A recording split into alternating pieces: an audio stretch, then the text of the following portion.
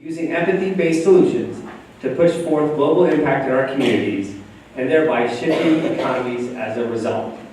Y'all can help me give a warm welcome to Dr. Neeta Bhushan.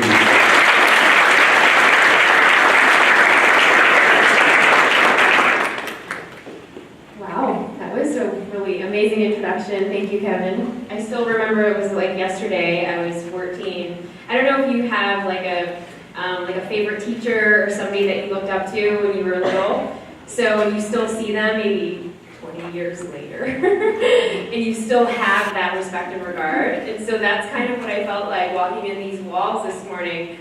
I was like that little girl. So thank you for bringing me back into that space. I really appreciate it. Although I was wearing shorts at the time because it was like a summer camp. As a first generation Filipino Indian mixture, how many of you are mixed in the room? Wow, yeah. I can only say that at University of Irvine. And I feel at home coming from Chicago, which is also a melting pot, but you guys understand me. And so realizing that as a first generation Asian, American, but mixed female, we have our own set of challenges. And I'm not gonna, kind of go over all of the challenges for you today, but you guys can kind of resonate. You guys exactly know what it's like to, grow up in a mixed household where you have pressures to be something. You have pressures to do perhaps certain things that you don't want to do, or take certain classes that you don't really feel like you should or you want to actually take. There are expectations from family, from friends, from society. And so I thought that after becoming a doctor, I would then please all of these ideals that society or my passed on parents would want of me. And really it wasn't the case. And so fast forward to all of these different shifts in my life, from having left a divorce to traveling all over the world to really understand and interview all the different types of leaders, from Fortune 100 male figures in different parts of the world to local heroes, to people that were just really passionate about what they were doing. And everyone had one thing in common. And can you guess what that is? Anybody? What did you say? Emotional grit. They had something called resilience, okay? Because every single one of you here in this room, you wouldn't be here if you all did not have a story. You all didn't experience some sort of heartbreak. You all didn't experience some sort of pain in your life. How many say yes? Yep, every single one of you. I can see everyone's hand, because it's the truth. We all have stuff. But it's not a matter of what we have, okay? It's a matter of how you actually rise and get up again and again, right? Okay. So by the end of today, you are going to understand what anxiety, what fear, what these challenges that you might aspects of my book, Emotional Grit. I would always ask this: who are you? So who are you really? And who are you actually defined by? And did you know that most of you in this room may have an idea, but you might not know exactly where these perceptions are actually coming from? Because you have three external factors that really shape who you are. And you have a choice. Each and every one of you in this room, every single day you have a choice. It's you as the choice, whether or not you want to actually believe into the perceptions of family, of society, of outside pressure, of who wants you to be. How many understand exactly what I'm talking about? How many of you have actually felt pressured by family to have X amount job or to do some sort of major? I know I had to do pre-med when I was your age, when I was sitting in your seats, actually. And I'll tell you a very, very quick story. I was sitting literally in your seats, and I had already lost my mom, and I already lost my brother. And my dad was dying of cancer. And it was in those seats, it was, I think, my biochemistry class. It was in those seats that I got the call that that my dad had passed away. So I know that in this room, some of you are definitely having some family things going on. And I empathize with you. I know that some of you might come from homes that you are the caretaker, you are the leader. I know some of you probably are in this room that have to actually work to take care of your families. And I know that every single one of you in this room have experienced some sort of pain or hardship.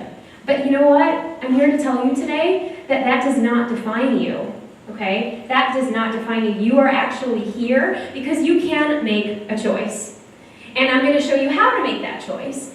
Because our families and the people around us, they only know what they know. They don't know any better. My parents, they didn't know any better, which is why they only loved education. They wanted the best for us. How many follow, right? They came here without anything. My parents both came, my mom came from the Philippines, my dad came from India, and they met in the US, and they didn't come with a lot. I'm standing, you might think I'm in a cute dress and some shoes and my hair's done, but really I'm just like you, and I get a lot of that. But a lot of times we, especially because we've got Facebook and we've got all of social media, we are influenced every single day about our decisions. Every single day. It's danger, okay? So you have that fear, but the body and the brain doesn't really know the difference between that sort of fear and anxiety. And the anxiety that you experience every day because you're worried about if your boyfriend or girlfriend really loves you, or if they're cheating on you, or you don't know if you're going to pass the next test, or get that grade that you need to get into whatever grad school, or you don't know because you have this anxiety about all of the other people in the room that you might feel that they're smarter than you. How many people have experienced that sort of anxiety at some point? Every single person's hand should be up. Because that's real. But you know what? Our bodies, we don't really know the difference between fear and anxiety. So you know what happens? We don't make the best decisions when we have anxious thoughts, okay?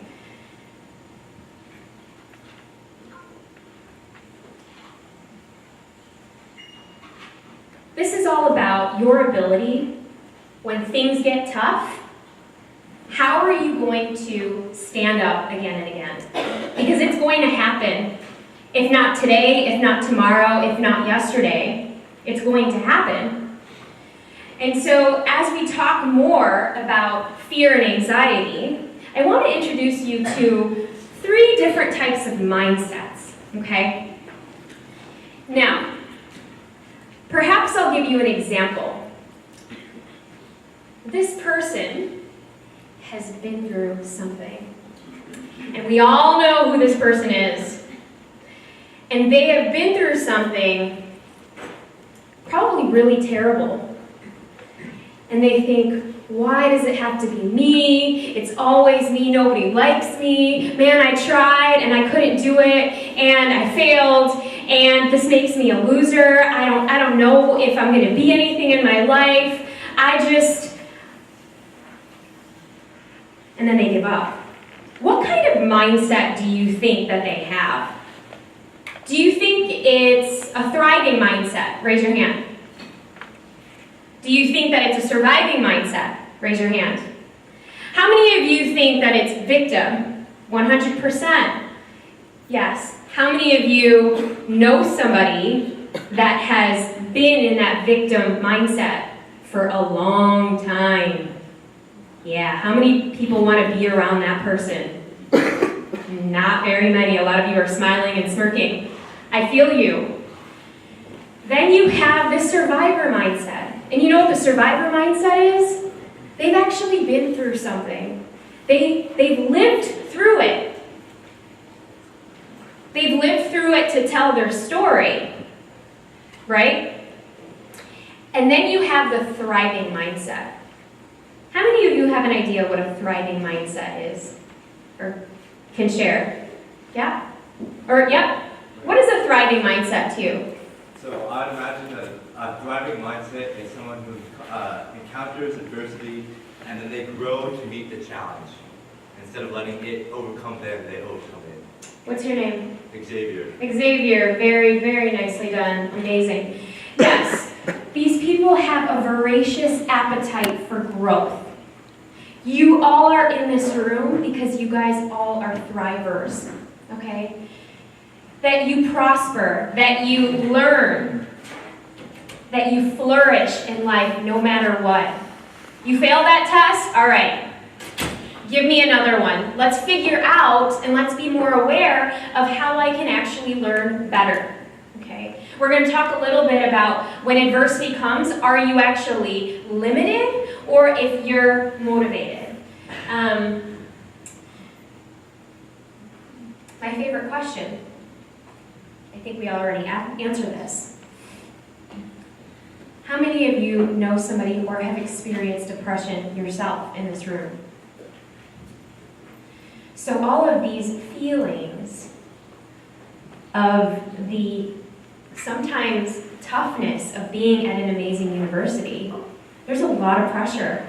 There's a lot of pressure to do, there's a lot of pressure to be, there's a lot of pressure of what am I going to do after these 4 years? For those of you who are graduating, there's a lot of pressure that I'm not doing enough as so-and-so or so-and-so, and if you're from the Asian family, then every time you go home, you get compared to somebody else, and somebody else's cousin, and somebody else's person played better piano than you. I remember this would be a daily dialogue when I would go visit my aunts. And I wasn't practicing enough because I didn't really get as many first place awards as my other cousins. How many of you kind of understand that? Yeah, how frustrating is that? So,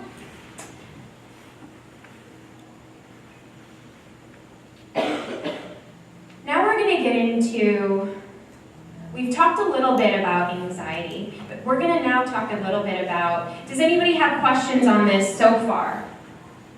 Are we good? Perfect, okay. Because the difference between fear and anxiety is what? If we're going to recap. Yes? Fight or flight. Yes. Fear is, it activates the fight or flight response. So that's imminent danger. Anxiety is actually your perceived threat. It's a perceived thought. It's you sitting in this room when I'm actually talking about those hyenas in the tent about to maul my tent and grab my food. That's you having a physical response, thinking about that, but it hasn't even happened. That image, that thought hasn't even happened yet, but you're expressing or feeling anxiety. Another example of this would be, do you know somebody that's gone like skydiving? Yes? How many of you have gone skydiving in this room? Wow, okay, brave souls, brave soul. So if I mention the word skydiving, for some of you, you might already be getting goosebumps or fear in your chest. And some of you are smiling right now because that actually happens. That is that anxiety trigger going off in your brain. So the idea is if you actually know some of these tools, and if you actually are aware of how this takes shape in the mind, then you can actually have better emotional resilience, causing you to fail forward, and when you do, you actually have the emotional management in order to make better decisions for yourself. How many follow that? Yeah? Okay. So, we've learned a lot about emotional intelligence, and emotional intelligence, I'm not going to go into that because a lot of it is actually in the book, and I want you guys to have some really amazing tools as we're kind of getting into the meat of this presentation today. But can anybody tell me the difference or what you guys think emotional tolerance is? Because if emotional intelligence is being aware of your emotions, right, I'm going to say this again, when you're becoming aware of your emotions and managing your internal state when things get rough, then what would emotional tolerance be? Anybody have an idea? Essentially, your willingness to tolerate the good and bad emotions in your life, right? Because sometimes you're going to have great emotions. You're going to have some amazing experiences with human beings. Like right now, this is an amazing experience. And sometimes you are just going to have days where you might not know what to do. Some of you are probably feeling this right now. That's why you're here. Some of you may not know who to talk to. Or you might think that nobody is on your side. Nobody will understand. But you know, now that you already know because you're all aware, that's what? What kind of mindset is that? Anybody? Huh? That's a victim mindset, yeah. It's a victim mindset. I'm here to actually teach you how to be better thrivers. Follow? Okay, so when we talk about emotional resilience, this is your muscle. I always call it the emotional six-pack, especially if I'm in, doing some corporate trainings, because most of the time I don't see this many amazing females in the room. But we're not going to call it the emotional six-pack. It's your training. It's when life actually gives you some stuff, you actually learn from it. How many of you in this room have learned from something bad that has happened to you? Right? That's amazing. That's amazing. I rarely get this response. I probably get maybe a third of the hands go up. Because you realize it's not what happens to you, right? It happens actually for you to actually learn from it. And so you're able to manage stress, fear, failure, and setbacks, not to mention adversity. And yes, the question that I want you all to ask yourselves, and maybe ask the person around you after this lecture, is when you experience fear or adversity or any sort of challenges or setback, are you the one that feels limited by this pain? In other words, you fail a class or a test, or you just had a bad breakup. Now do you just go and sulk in the room and you feel like you're not gonna do anything in life? And for some of you, this hasn't happened. And it's okay, it's happened to me too. But are you limited? Or when something actually happens like that, where you actually didn't perform so well on the test, you thought you studied so hard and you didn't get the grades that you wanted, are you motivated by that? Which one are you? And it's okay. How many of you are motivational? Yeah? How many of you kind of don't really know? You could be both. Yeah, it happens. Totally happens. So, we've already talked about this. Now, if you want to take photos of this, you definitely can, because this is this is in the book that you guys are all going to receive. So, this is something that you want to make sure that you go home with today. If you don't go home with anything else, and for those of you who are actually leaving because you have to go somewhere else, make sure you know your emotions do not control you. You are not your emotions. For those of us females in the room, we know this exactly because we go through this every single month. How many of you follow? And for those of you who are dating a female or have sisters at home, you actually know. We go crazy at certain times of the month. Does that make us crazy all the time? No. So we have different circumstances that cause us to react or act in a certain way. Perhaps you were driving over here today and you got cut off by somebody. So you said a few bad words. But does that make you an angry person all the time? Yes or no? How many of you say yes? Good. No, because we have different times of the day, times of the month, where we actually can choose the emotions. And sometimes we have other people tell us that we are limited by a certain way, but I'm here to tell you that it's okay to feel all of the ranges of these emotions. but we'll tell you how to do that, and there's a whole list of exercises and tools at the back of the book when you get that to be able to practice this. Because it's very, it's transformational when you actually have these tools. So you can see this in other people so that you don't actually take it personally when somebody's acting up or they're being short with you or they're not being their normal self. Instead of you taking it personally, you can ask them, well, hey, what's going on? Because a lot of us, we take things to heart. But really, we should point it back and say, I wonder what's going on under their hood today.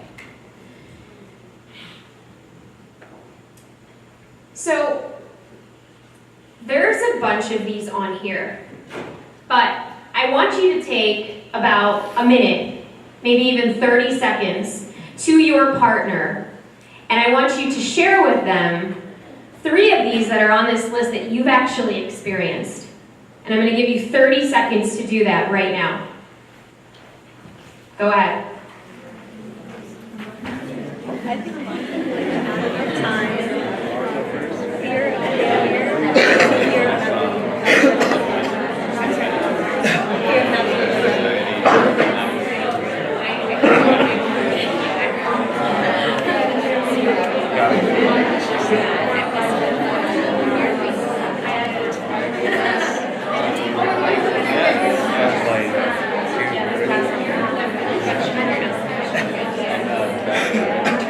How many of you experienced not enough time in the day? Not enough time in the day. Wow, that's a lot of you. How many of you experienced fear of rejection? Yeah, that's a big one. That's huge. How many of you experienced imposter syndrome? Thinking that it's not good enough, it's not smart enough, you're not smart enough. Yeah.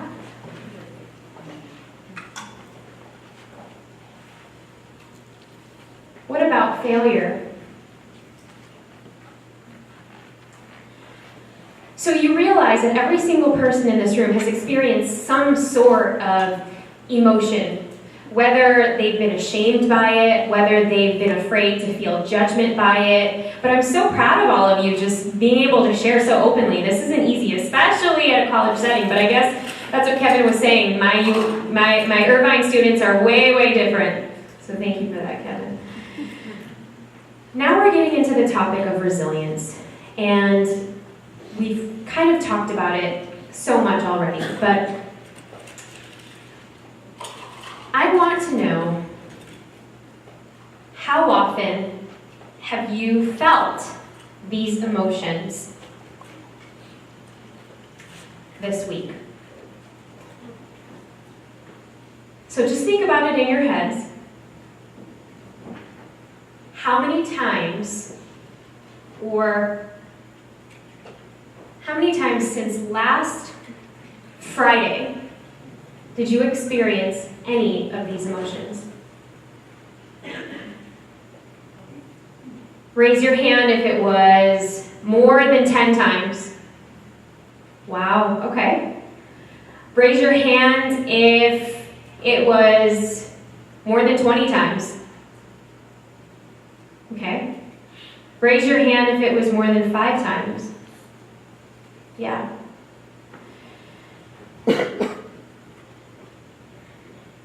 So, as we know, we have our ability to choose our negative states of emotions. And as you know, if you turn on the news, guess what is on the news? Do we ever see any good news? No. Just like your emotions, you're more likely to remember that. Well, let's go into some of these. And let's do the same exercise.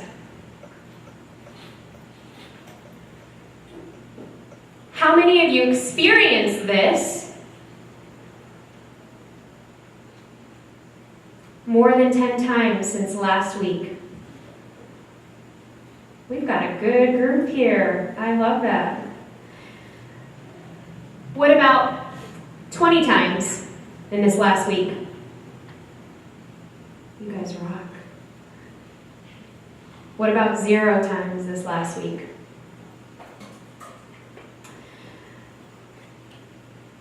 So when I walk into different companies, organizations, schools, doing these workshops, and you guys are the anomaly, which is amazing, and you're more aware of this, but majority of the time, can you imagine that the negative emotions are felt more so than the positive emotions?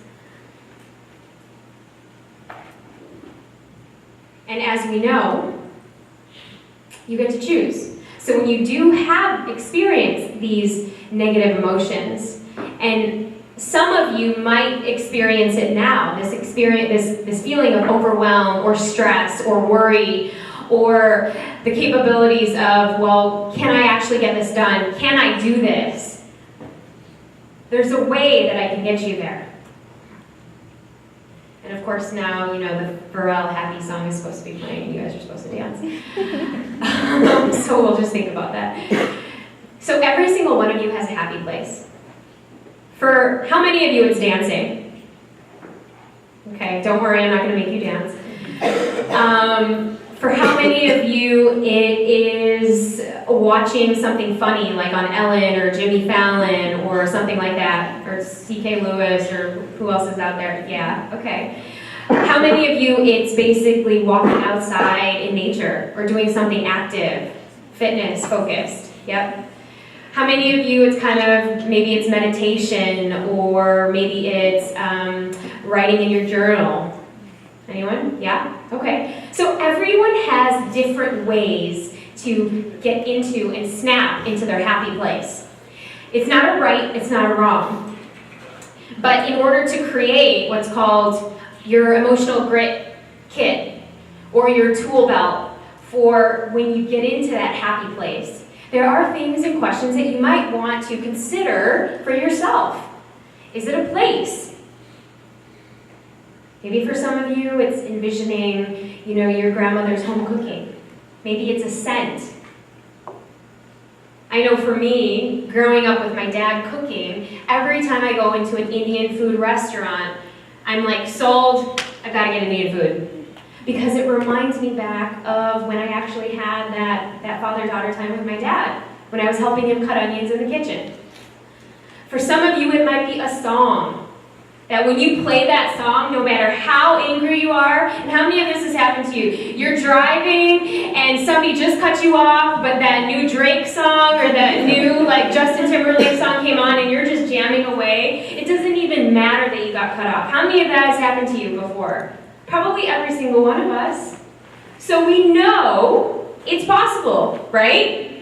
It's possible to get into our happy place. The question is do we actually do it?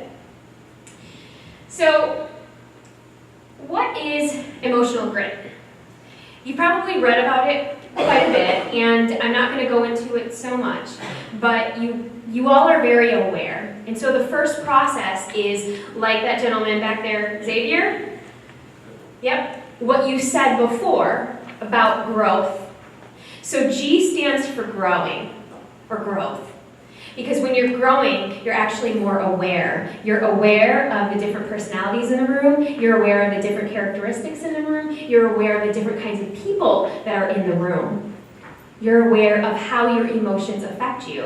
Why am I actually getting pissed? Why am I actually feeling sad? You question those emotions. The R, because it's an acronym, stands for reveal. So revealing or accepting all of the different aspects about you. The fact that you might have a frown on your face when you smile, and you have that mole on the back of your neck, and you have your the fullness in your face after you've had a meal. These are all the different quirks and things about you that make you uniquely you. How many follow? Yeah? So, the I is innovate. And when you've accepted all of the things, the differences, the nuances, the things that make you unique, then you can actually commit. You can commit to an action, which is where you actually get the T for transformation. And you don't have to write this down because it's actually in your book.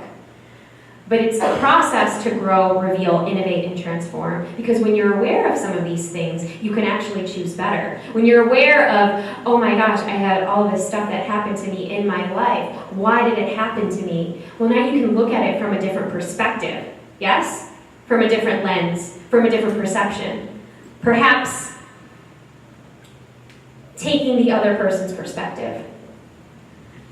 So, as we know this, I want everybody to stand up really fast. Because you just ate and I don't want you to fall asleep on me. I want you to turn around twice in your seats. Just turn around twice, maybe 3 times. I want you to lift your hands up. Yeah, lift your hands up all the way like you're stretching like we're going to touch the sky. And sit down. Okay, good thing I didn't make you guys dance. Because I was going to do that. So we know energy, emotion is energy in motion. So the first thing I want you to take home is anytime you are feeling low, because we have a lymphatic system here. So if our energy is stagnant, we are going to have a drop in energy, which is why we need to go get up and get coffee or caffeine. But can you do this a different way? Sure thing. I just made you guys stand up, right? So you're more alert. Now, the beauty is you can do this and access this at any time. The consequence, though, of trying to bury some of our emotions, how many of us have tried to bury or distract ourselves from experiencing emotions because they were probably too painful? So what we do, essentially, and I've done this before, either we overeat or we undereat. We use food as our connection. We have our distractions, so we get super busy. We think we need to study for everything. We don't make time for ourselves. You can take a photo of this if you wanted to. We start abusing drugs, alcohol. Maybe some of us have grown up with parents who actually did that as their coping mechanism. I remember when my brother, DJ, when he immediately passed away of an asthma attack. And I was a senior in high school. And I remember for the 2 years after that, my dad was starting to drink heavily. Not in a bad way, but that was his way of just coping because he had lost his wife and his son. Now, you guys might do this in different ways. It's very important to be aware, not only if you're doing this, but if somebody that you love, somebody that's close to you, that is also doing this. Because they might not be doing this to hurt you, they might be doing this because they have no idea. They don't know what you're learning here in this room today. They don't know that there are other ways, right? There are other ways to manage your emotions. How many follow? How many understand? Yeah? Some of us lash out and get angry for no rhyme or reason. Some of us withdraw. You don't want to go out anywhere. You don't even want to get out of bed. And some of us are on our phones shopping. And swipe, and you swipe. To make this commitment. Perhaps it's a 30-day challenge for you. Or maybe it's the spring quarter challenge for the next 10 weeks. Which of these characteristics are you going to start practicing right after you start leaving those doors today? Nobody else has to read it. No one else has to know about it. But I want you to make that note here. Because it starts with declaration. And when you actually declare it, you write it down. Because 80% of the time, if the thought is in our head and we're not writing it down, guess what? It never happens. When you've written it down, today, I want you to be able to share that declaration with one other person. It could be somebody that you've met today. It could be a significant other.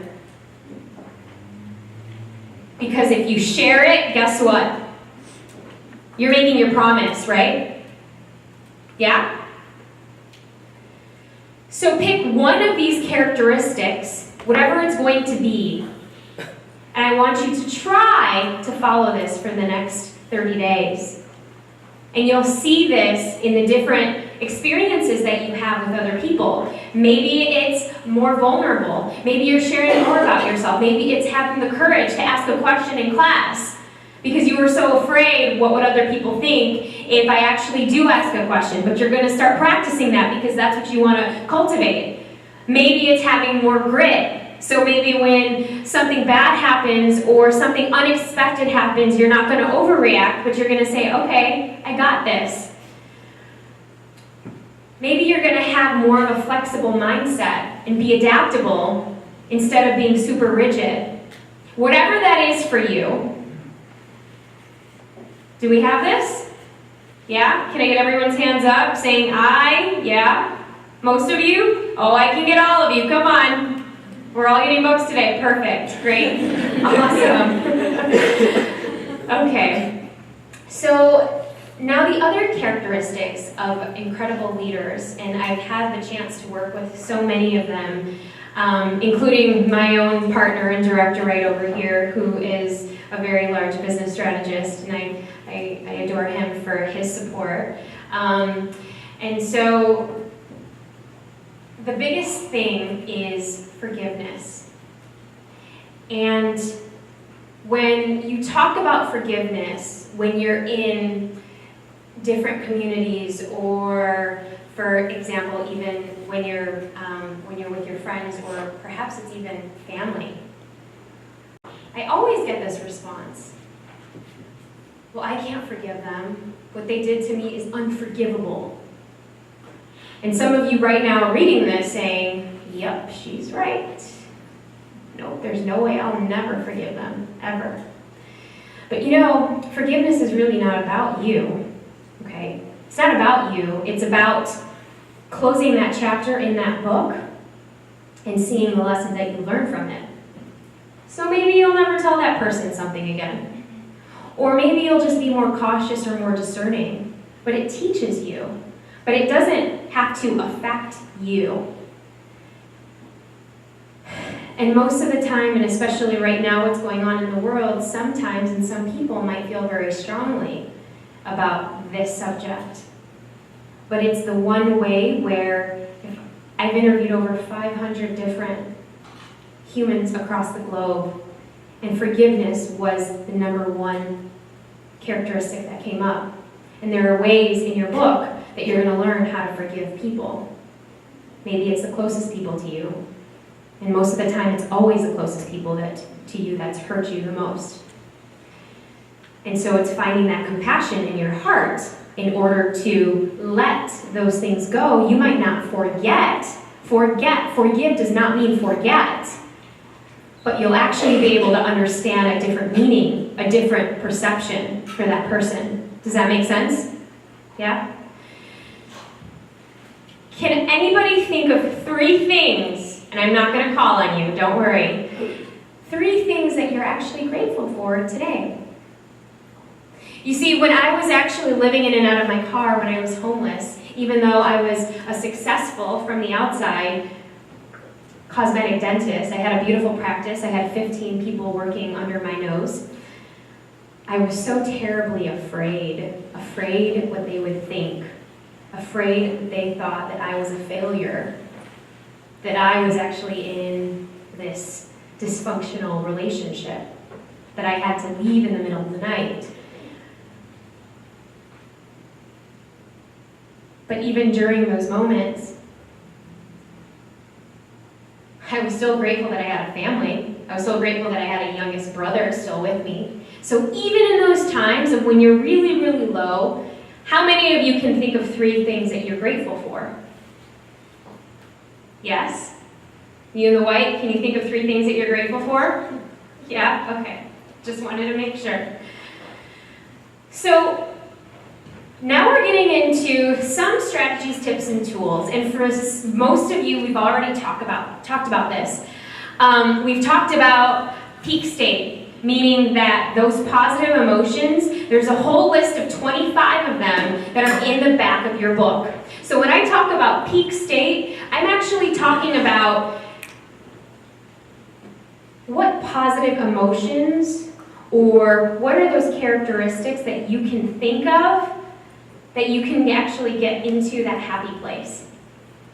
Okay, and for those of you, it might be, and I wear this daily on my neck, for those of you, it might be courage to try something new, to be fearless, to be relentless. For those of you, it might be patience. I wear these 3 things on my necklace as a sign of a commitment to myself. It's actually what I call my mantra. And I encourage this for all of you as well, to pick 3 of those positive emotions. And the last one is fearless. But these are thoughts, ideas to get you in an optimal state, especially when you are feeling like the world is tumbling over you. We're going to talk about this a little bit more, and we're going to talk about a playlist. How many of you have a playlist already?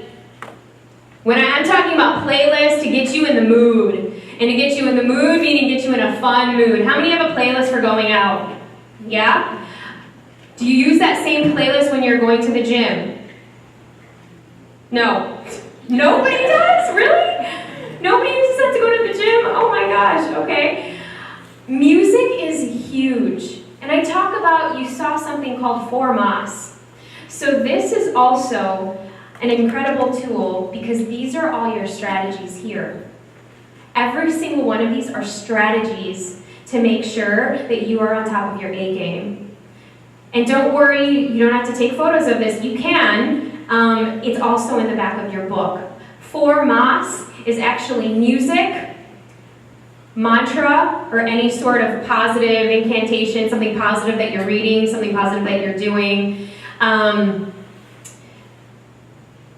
We've got music, we've got movement, and then we also have some sort of affirmation, and we're going to get to that in just a second. We also have breath work, are the sum total of the 5 people you spend the most time with.